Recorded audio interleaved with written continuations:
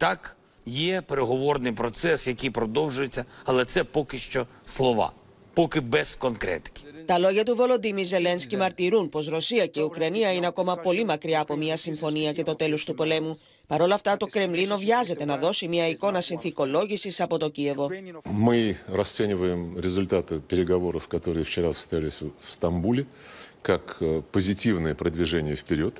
Это еще не окончательный результат, но то, что украинские переговорщики подтвердили необходимость обеспечения ни ядерного, ни блокового статуса Украины, подтвердили необходимость обеспечения своей безопасности вне рамок Североатлантического альянса, я считаю это существенным прогрессом. Ο Ουκρανός διαπραγματευτής Ντέιβιντ Αραχάμια είπε πως η Ουκρανική πλευρά πρότεινε να συναντηθούν οι δύο ηγέτες, αλλά οι Ρώσοι διπλωμάτες απάντησαν ότι χρειάζεται προηγουμένως να γίνει περισσότερη δουλειά για να έχει προετοιμαστεί σχέδιο συμφωνίας. Το Κίεβο δίνει την εντύπωση πως τα αγκάθια στις διαπραγματεύσεις μπαίνουν από τη Μόσχα. На погляд української сторони, ми вже практично вийшли на можливість підписання, попередніх підписань якихось там договорів, ну, з точки зору, що можна запустити процес для зустрічі президентів. Тому ми вважаємо, що там, може там, через 2, 3 дні, 4 дні вже буде остаточна версія, яку підтвердять росіяни, наприклад, зі своїми там зауваженнями, і ми зможемо вийти на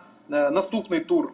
Наступний ρаунд переговорів. Ουκρανία και Ρωσία θα συνεχίσουν τις ειρηνευτικές συνομιλίες τους μέσω τηλεδιάσκεψης αύριο Παρασκευή.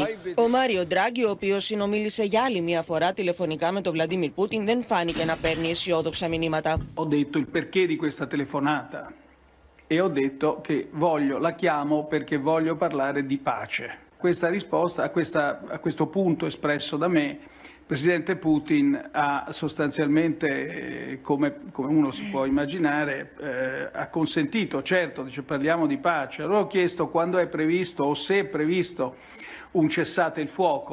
Le condizioni non sono mature.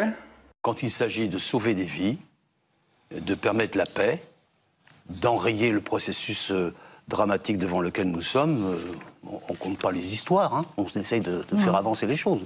Et toutes les bonnes volontés sont bienvenues. I think the question of negotiation with Vladimir Putin, the value of those negotiations is an open one. My own view is that Putin is plainly not to be trusted. I think the most important thing, and here I think Emmanuel and I would be in total agreement, the most important thing is that whatever happens should be what the Ukrainians want. Ο Τζο Μπάιντεν συνομίλησε για άλλη μια φορά τηλεφωνικά με τον Βολοντίμιρ Ζελένσκι. Ο Αμερικανός πρόεδρος διαβεβαίωσε τον Ουκρανό ομολογό του πως οι Ηνωμένες Πολιτείες προτίθενται να δώσουν επιπλέον βοήθεια $500 εκατομμυρίων στην Ουκρανία. Ο Βολοντίμιρ Ζελένσκι απευθύνθηκε στο Αυστραλιανό Κοινοβούλιο. Για άλλη μια φορά ζήτησε πιο σκληρή στάση απέναντι στη Ρωσία.